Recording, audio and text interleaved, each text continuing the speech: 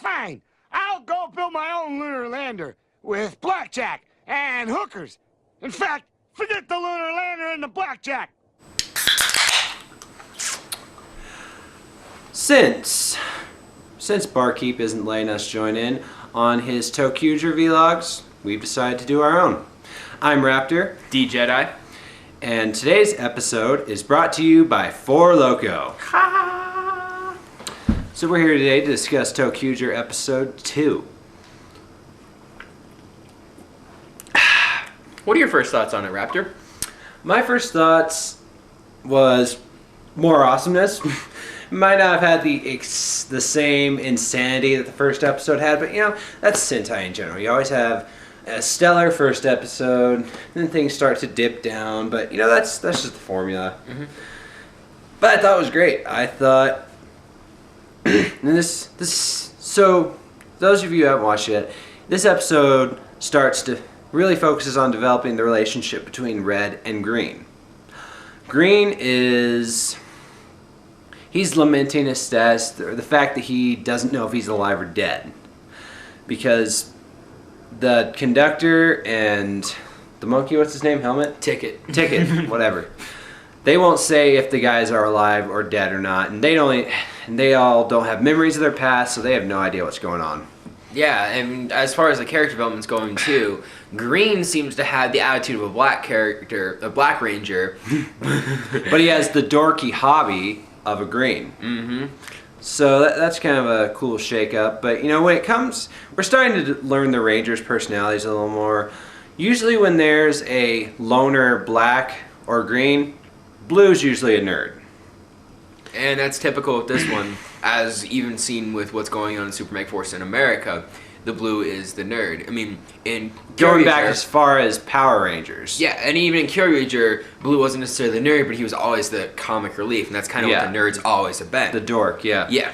And then Yellow, we still really haven't got much out of her yet. She dresses like Luca from ToQger, so well, you know, we've yet to see her personality, so maybe she'll be different. And then Pink. Oh my god, Pink's really starting to be my favorite character. At least she's using the imagination. Kung Fu Girl! Yeah, she's the only one who's actually using that stuff. Well, I guess we actually have right, because going back to the first episode, he did use his imagination to punch his way through, and he was thought about the lineup changes. And speaking of the line changes, Ticket even said it's just a toy gimmick. I know, it's like, because really, there's no tactical advantage. You're not getting anything that you didn't already have on your team. Exactly. And that's why I think, like how we were all talking about in the past podcast, with Go Seizure having the cards, ToQger having the keys, and then Go Buster not having anything like that, and that being blamed for its failure. And then we have Kyuranger with the batteries. Now we're going to have 5 Ranger toys for each Ranger. Yeah, so consider this. 5 Rangers, 5 colors.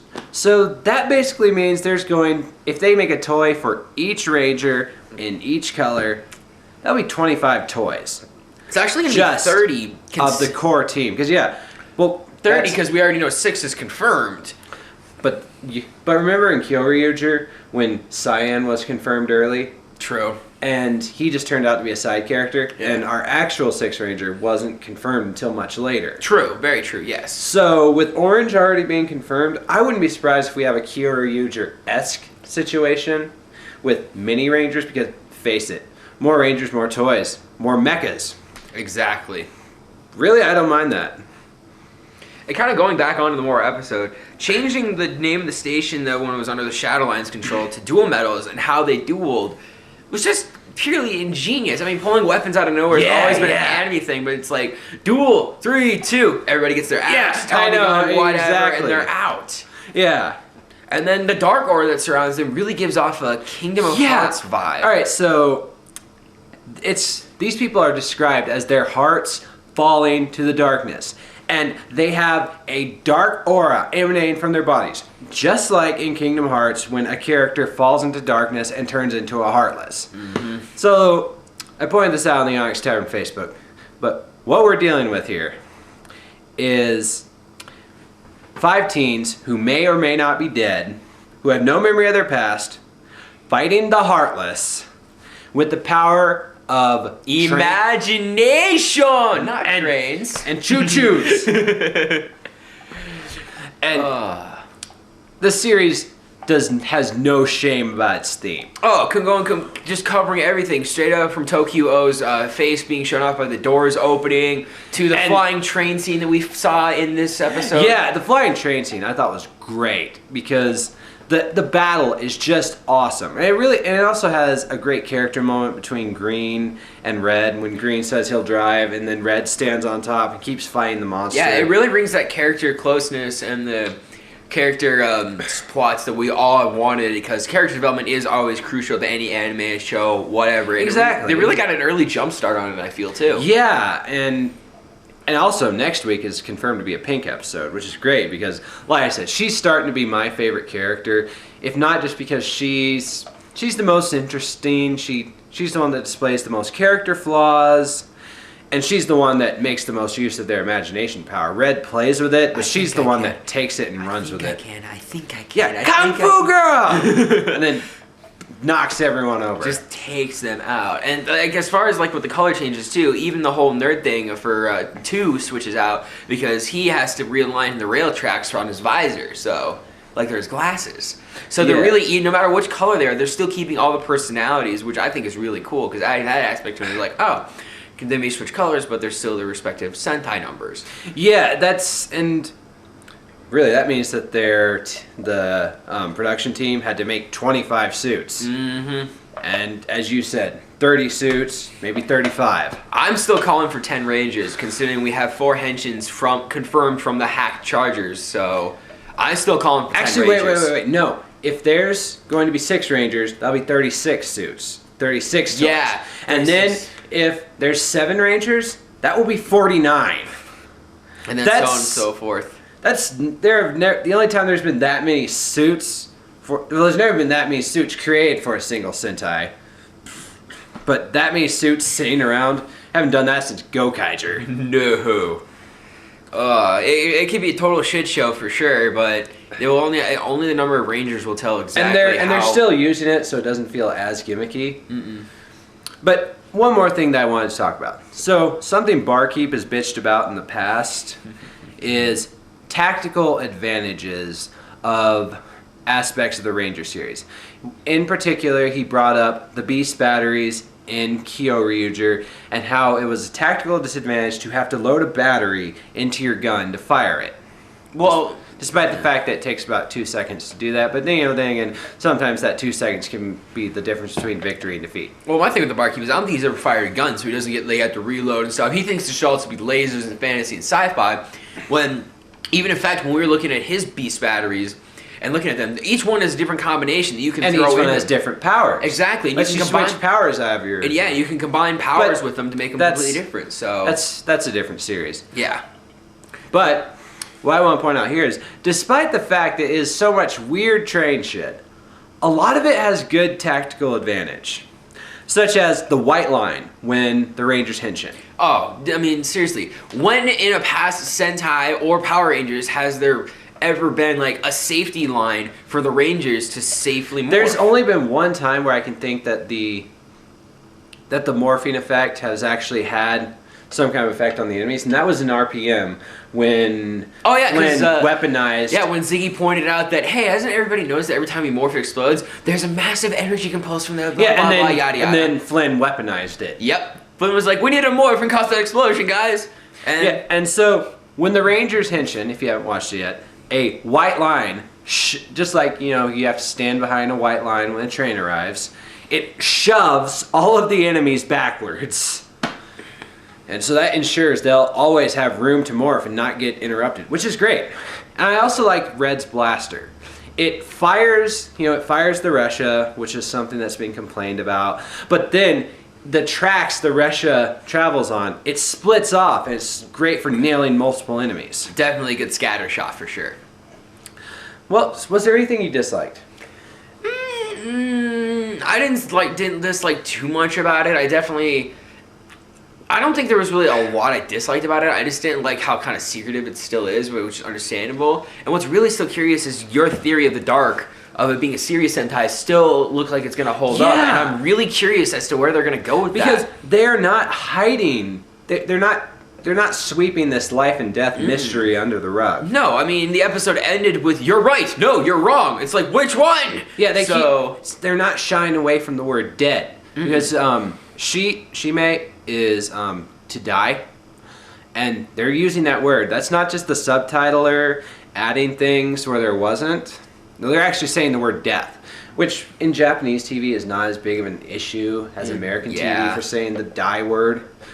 But yeah, so I've got this theory going that the conductor is some kind of ferryman to the afterlife, and he's just recruited these 5 to fight off the bad guys, and who knows if they're actually dead or not.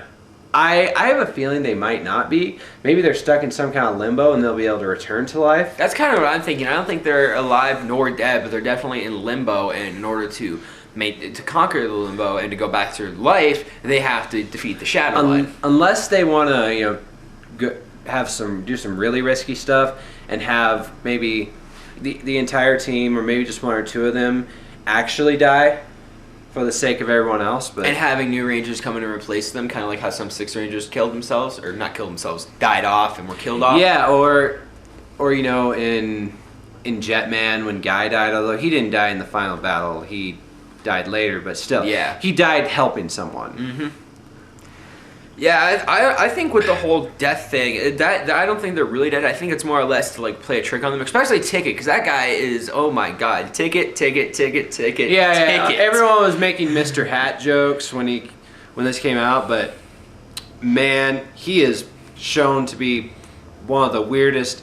They have an appetite for stupidity. The weirdest little sidekick. Like Navi before them, and the Buddy Roids. Yeah, the Buddy Roids were definitely, they weren't really like sidekicks, they were more of assistants. Navi was definitely a sidekick because she didn't do much. Ticket, I think he's like a side mentor, but he's like, I think he and the conductor are a same mentor, like it is the ventriloquism going on, but it's 2 different minds. So my theory on the whole conductor... The conductor is the knight, he's the good cop. Yeah, good cop, and bad Ticket's cop the bad cop. Yeah, we got another good cop, bad cop from Lego's movie here. Yeah, exactly. So, any closing thoughts? I'm definitely excited for the rest of the series. I mean, I'm glad to see that there is character development going on early as compared to later in the series, so they can kind of get it out of the way and then focus more on the storyline. Yeah, totally. With GoKaiger, that's where I first got really in depth into it, and they saw all the major character development. Kind of, they spread it out nice and evenly there. Yeah. Then there wasn't really a lot in ToQger, and the fact they're getting a jump on it now to get that out of the way and then focus on the primary is definitely a good advantage, because we can get the quote unquote boring episodes out of the way and have all the action-packed stuff for later. But quite frankly, looking back on GoKaiger, the character episodes are some of my favorites. Oh, they definitely were the best ones. They just definitely stretched it out where they put them. See, to go on a tangent about Power Rangers for a moment, the fact that these 20-episode seasons are diminishing the chances for these character development episodes.